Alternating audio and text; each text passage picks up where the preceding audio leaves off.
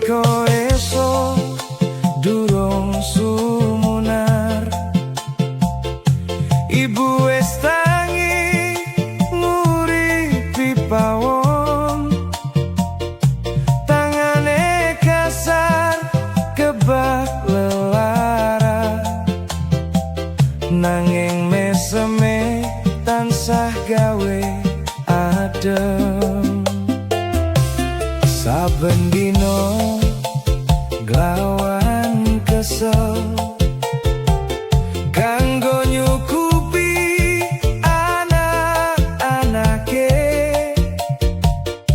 Kringete tiba jati saksi, tresno sejati tanpa wates tepi. Aku biyen durung ngerti sepira abote sing diemban, nanging wektu alon buka ati, ibu kuwi pahlawan sejati. Donga ibu nggugah langit, nembus meko tekan ngarsane Gusti.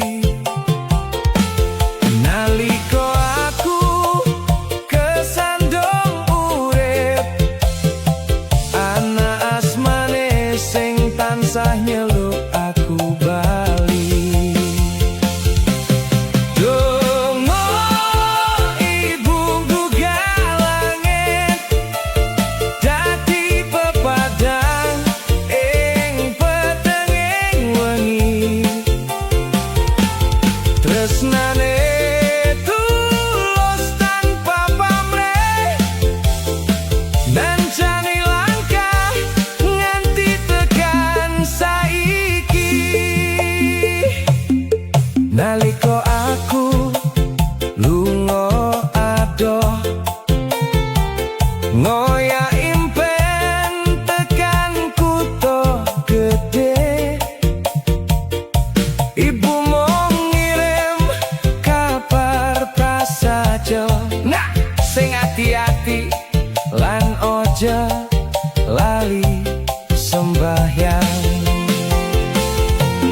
Ora nate njaluk dibalas, ora nate sambat merga susah, sing dikarep mung kabejan supaya anak uripe berkah.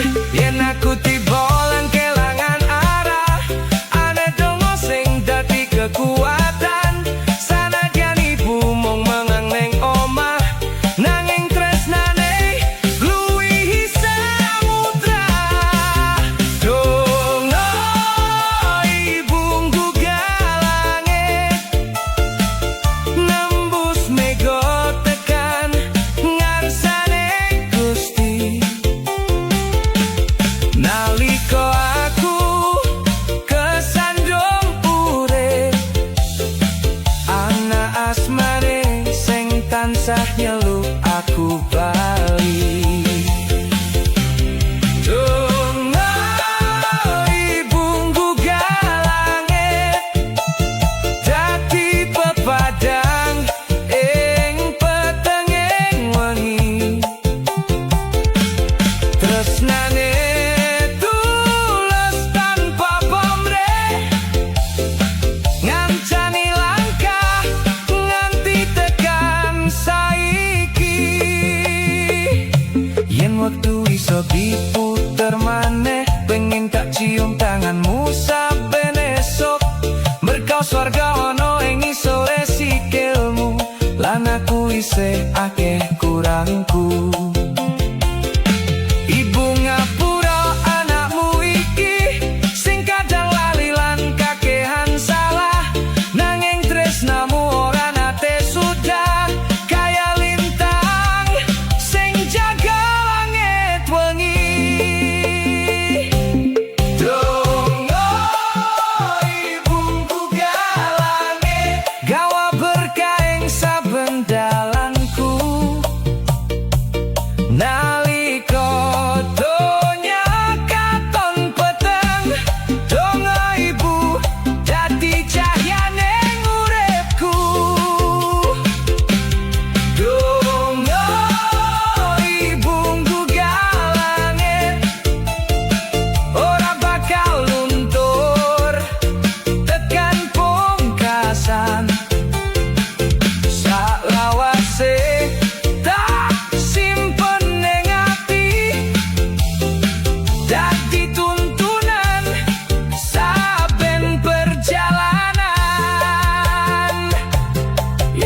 Mengko aku wis kasil jenengmu sing sepisan tak sebut.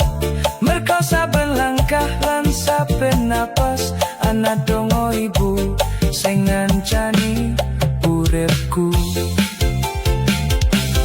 Donga ibu nggugah langit, tresno ibu ora